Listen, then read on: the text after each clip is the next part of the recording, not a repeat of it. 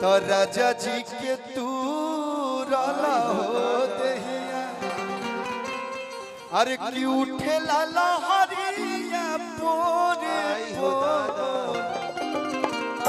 पिया जी के तू रला हो दहिया। हाँ भाई लग गया एगो के हेमंत 5 गो धान और इनकरा साथ में वो गाना कैले रहनी। हां भाई कि तोहर बाली बाहु मर लपकावे लु कमर जब चललू तो गम गम गम केलू गोरी शीशा लेखा चम चम चम के हम चाह कि आंसू बाबा वो गाना लगा दीजिए एगो लगा दे एक बाद। हाँ क्यों लेट कर रहे हैं आंसू बाबा लगाइए लेट जल्दी नहीं करिए लेट मत कीजिए लगाइए जल्दी एगो लगा दे भैया एक बाद हमनी के नवरात्रि में भी शो होला एजा 9 दिन न्यू यहाँ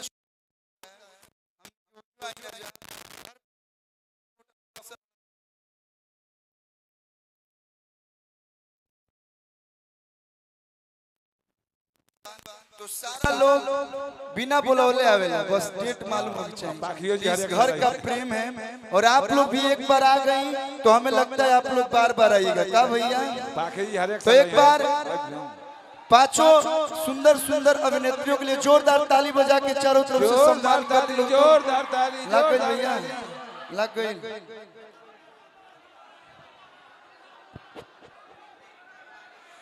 एगो होता पिछावा से चूक राजा जी अरे की पाखी के लागल बा संझही से भूख राजा जी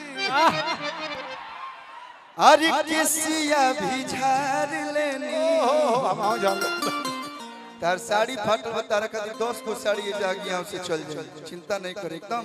दीपू भैया 10 को बढ़िया बढ़िया साड़ी ऑर्डर करके और एकदम घर पे पहुंचा दे। अरे केसिया भी झाड़ लेनी पिन्ही लेनी साड़ी तलाली लगाई लेनी रूपवा सवारी एगो होता पिछावा से चूक राजा एगो होता पिछावा से चूक राजा प्रेम के रोग बैल में ये गाना था वो मेरा ही गाना था पता है ना। बाकी जो के पीछा से चूक भइल त लगाई दी चोलिया के हुक राजा जी लगाई दी चोलिया के हुक राजा जी केसिया भी झाड़ लेनी पिन्ह लेनी साड़ी लाली लगाई लेनी रूपवा समारी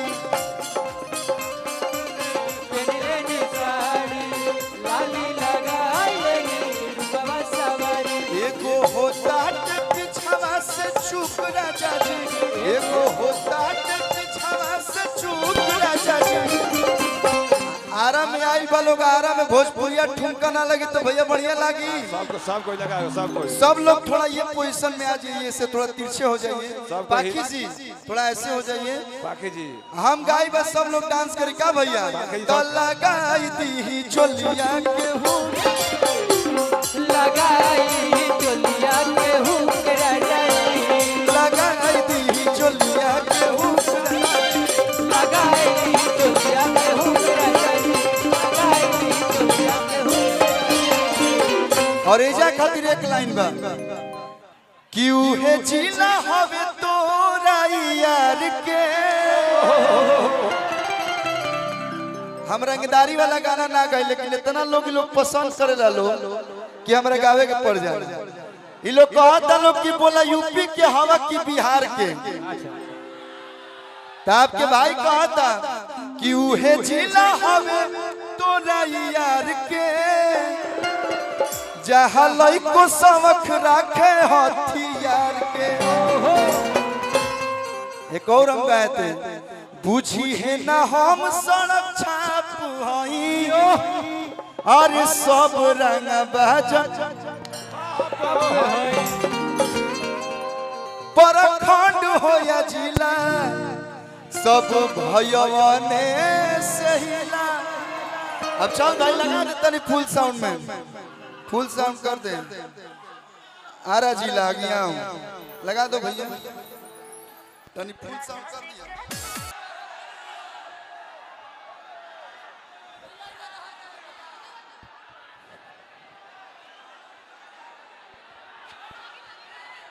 का हो भैया,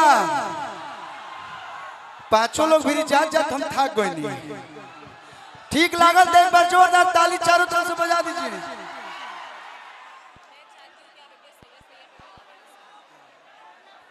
अच्छा ये रक्षा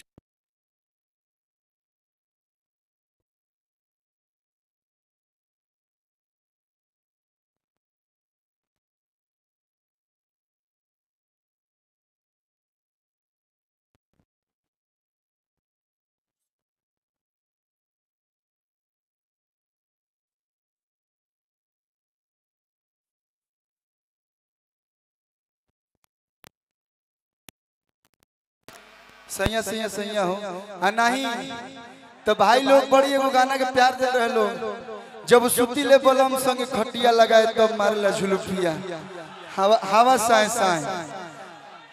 वो गाना अगर चाहते हो तो एक बार जोरदार तनी तारों तरफ से हाला करके बताओ लोग हो भैया।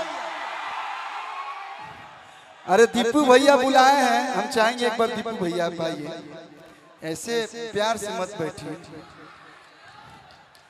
हम चाह एक बार दीपू भैया खातिर चारों तरफ से जोरदार ताली आप लोग बजा दिलो। ये एक ऐसे भाई हैं, बहुत सारे कलाकार इस मंच पे बैठे हैं, सब लोग भली भांति जानता लो। ये एक ऐसे इंसान हैं जो ये नहीं देखते कि कौन छोटा है कौन बड़ा है, कौन किस कास्ट से आता है कौन किस कास्ट से नहीं आता है। और यही आपका प्रेम है। दीपू भैया हमने के बनारस में सबसे पहला मुलाकात मिल रही विकास भैया के माध्यम से, अरुण चाचा के तो प्यार हमने के रहबे करला। लेकिन जब से भैया से जुड़ल बानी ए आरा में हम कहियो आई ना, भैया के आशीर्वाद भैया के प्यार भैया के स्नेह हमेशा मिलत रहेला। भगवान से ये प्रार्थना करब और कुछ ना चाहिए, बस ई परिवार से नेह जुड़ल रहो, कलुआ जीवन आप लोग के बीच आवत रही, दो चार गो गीत सुनावत रही। तो हम दीपू भैया का चाप जोरदार ताली बजा के आप लोग स्वागत कर दिलो। बहुत ही नेक दिल इंसान, सबको बराबर सम्मान देते हैं। अरे तो